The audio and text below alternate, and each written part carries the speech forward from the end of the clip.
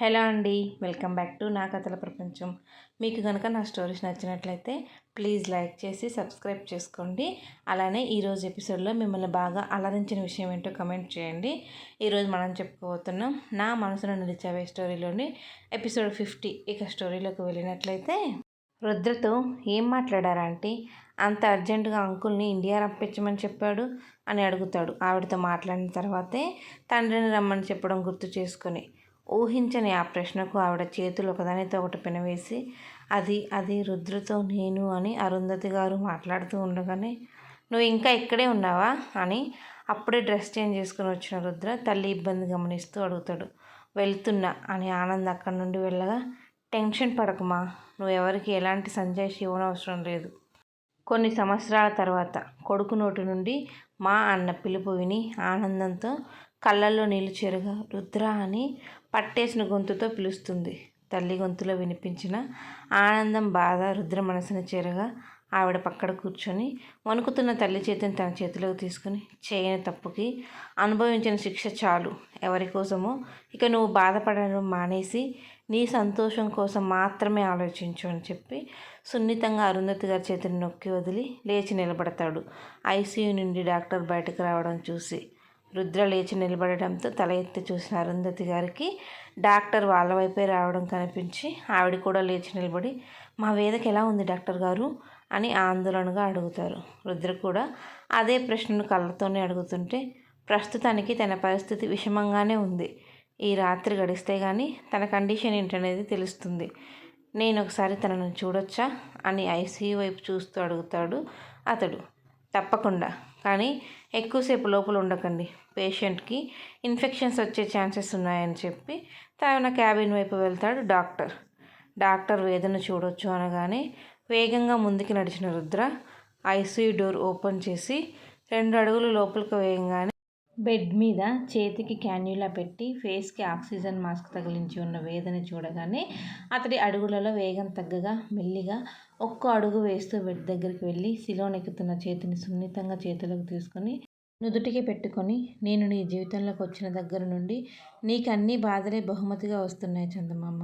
ఎప్పటికప్పుడు నిన్ను హ్యాపీగా ఉంచడానికి ప్రయత్నిస్తూ ఓడిపోతున్నా అని బాధగా అనుకొని అంతలోనే కోపంగా మారిపోతూ, నీ ఈ పరిస్థితికి కారణమైన ఎవరిని ఊరికినే వదలనురా, అది ఎవరైనా అని చెప్పి మెల్లిగా ఆమె చేతిని బెడ్ మీద పెట్టి ముందుకు వంగి వేద నుదుటిన తగలకుండా పెదవులు నిలిపి నిమిషం తర్వాత లేచి నిలబడి, రేపు ఉదయం సూర్యుడు ఉదయించేలోపు నువ్వు కళ్ళు తెరవకుంటే నీతో ఎప్పటికీ మాట్లాడనని చిన్నపిల్లలా బెదిరించి, నువ్వు లేని జీవితం నాకు శూన్యం రా, నా కోసమైనా లేవటానికి ప్రయత్నించు అని అర్థిస్తున్న రుద్ర కంటి నుండి 2 చుక్కల కన్నీళ్లు అతడి ప్రమేయం లేకుండానే చెంపల మీదుగా జారి వేద చేతి మీద పడగా చప్పున కళ్ళు తుడుచుకుని మరొకసారి ఆమె నుదుటి మీద ముద్దు పెట్టుకుని బాధను అణుచుకుంటూ ముఖాన్ని గంభీరంగా మార్చుకొని ఆ గది నుండి బయటకు వెళ్తాడు.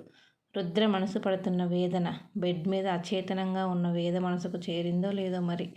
రుద్ర చెప్పిన పని చేయటానికంటే ముందు ఎప్పుడూ బాలుడు పొద్దు ఎక్కిన నిద్రలేని తల్లి కూతురు ఈరోజు ఇంత ఉదయాన్నే లేచి ఎక్కడికి వెళ్ళాలో తెలుసుకోవాలనుకున్న ఆనంద్ వెంటనే మృణాల్ని వాళ్ళని గమనిస్తూ ఉండమని అపాయింట్ చేసిన వ్యక్తికి కాల్ చేస్తాడు. రెస్టారెంట్లో ఫుడ్ తింటున్న తల్లి కూతుర్ని చూస్తూ బాస్ నుండి వస్తున్న కాల్ లిఫ్ట్ చేసిన సదరు వ్యక్తి, చెప్పండి సార్ అని వినయంగా అంటాడు. నేను చెప్పడం కాదు సంతోష్, నువ్వే చెప్పాలి. ఆ తల్లి కూతుర్లు ఎక్కడున్నారు, ఏం చేస్తున్నారు? సంతోష్ చెప్పినది విన్న తర్వాత ఆనంద్ కనుబొమ్మల ఆశ్చర్యంతో ఒకదాని ఒక్కటి ముడిపడతాయి. రోజులానే 7 గంటలకల్లా భర్త కోసం చపాతీ, తన కోసం కొంచెం అన్నం వండి రెండిటిలోకి సెట్ అయ్యేలా మసూర్ దాల్తో పప్పు చేసిన తులసి గారు వండినవన్నీ డైనింగ్ టేబుల్ మీద సర్ది వేద ఫోన్ కాల్ కోసం ఎదురు చూస్తూ టీవీ ముందు కూర్చుంటారు. 7 కాస్త 8 అయ్యి రామనాథం గారు డిన్నర్ చేయడానికి గది నుండి బయటకు వచ్చినా కూతురు నుండి ఎలాంటి ఫోన్ కాల్ రాకపోవడంతో కాస్త కంగారు పడతారు తులసి గారు. రోజు ఉదయం ఒకసారి, నైట్ 7-7:30కి కాల్ చేసే వేద ఈరోజు 8 దాటుతున్నా ఫోన్ చేయకపోవడమే ఆవిడ టెన్షన్కి కారణం. హాల్లో కూర్చొని గట్టిగా మోగుతున్న టీవీ వైపు కాకుండా మొబైల్ వైపు పదే పదే చూస్తున్న భార్య వైపు కాస్త విచిత్రంగా చూస్తూ డైనింగ్ టేబుల్ వైపు వెళ్తారు రామనాథం గారు.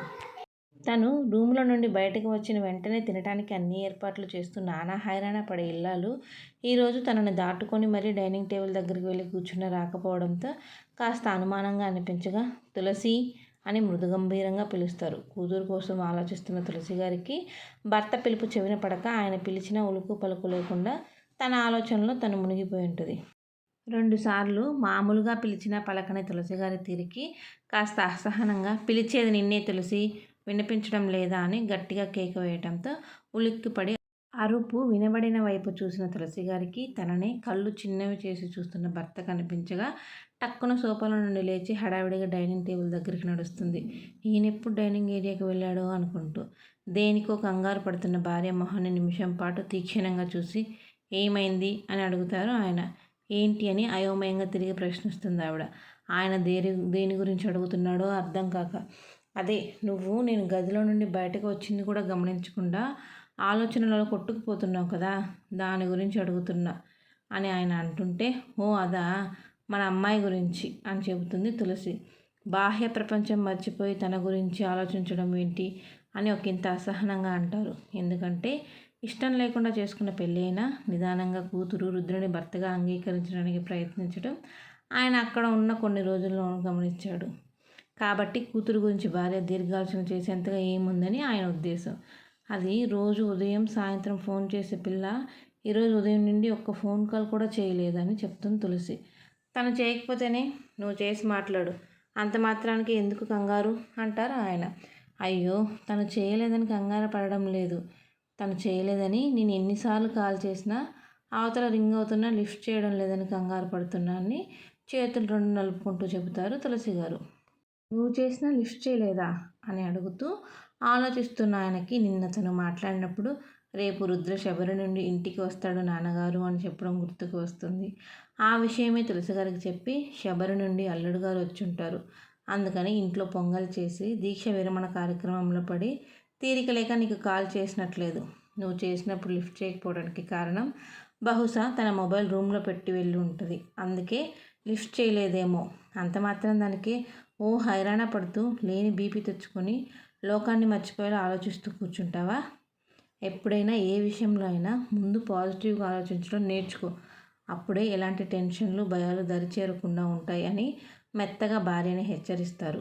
ఏమాత్రం కూతురు మరణశయ్య మీద పడుకొని యముడితో తన ప్రాణాల కోసం పోరాడుతుందని ఊహించక, భర్త చెప్పినట్లు కూతురు పనిలో ఉండి తన కాల్ లిఫ్ట్ చేయలేదనుకుని ఆ పూటకి కాస్త కుదుట పడిన మనసుతో భర్తకి భోజనం వడ్డించి ఆయన పక్కన కూర్చుంటుంది తులసి. తులసికైతే ఏదో ఒకటి సర్ది చెప్పగలిగాను కానీ నా మనసులో ఎందుకు ఇంత అలజడిగా ఉంది, ఇప్పుడెందుకు యమున గురించిన ఆలోచనలు మెదడుని తొలుస్తున్నాయి, భగవంతుడా నా బిడ్డకి ఎలాంటి ఆపద లేకుండా కాచుకో తండ్రి అని మనసులోనే ఆ దేవదేవుడికి తన బాధను విన్నవించుకుంటారు రామనాథం గారు.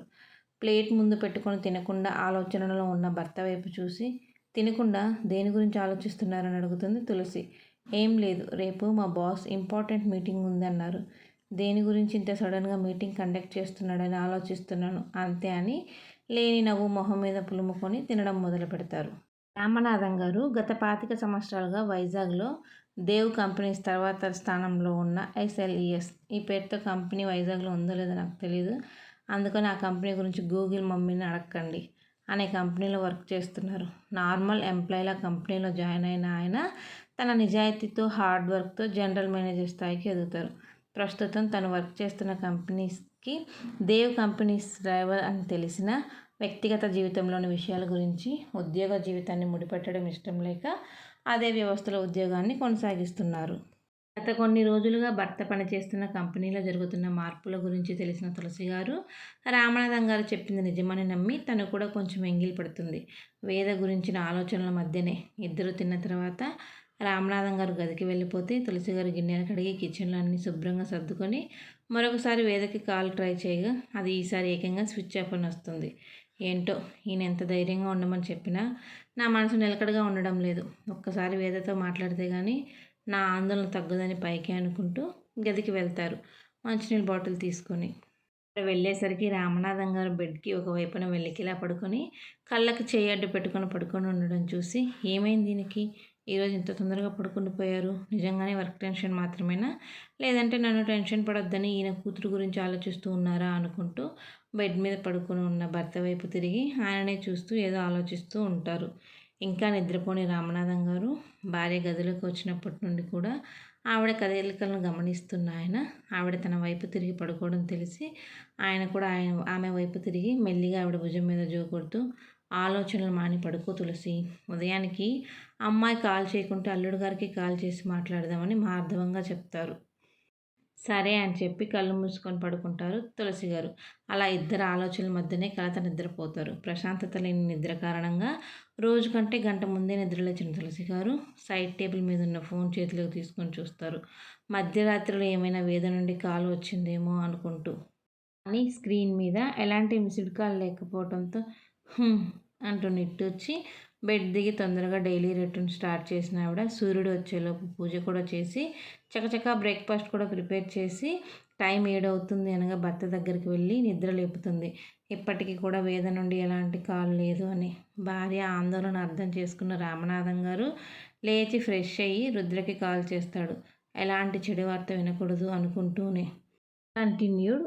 ఈ ఎపిసోడ్తో నా మనసులో నిలిచేవే స్టోరీ సక్సెస్ఫుల్గా 50 ఎపిసోడ్స్ కంప్లీట్ చేసుకుంది. ఇదంతా మీ ప్రోత్సాహం వల్లే సాధ్యమైంది. Thank you everyone.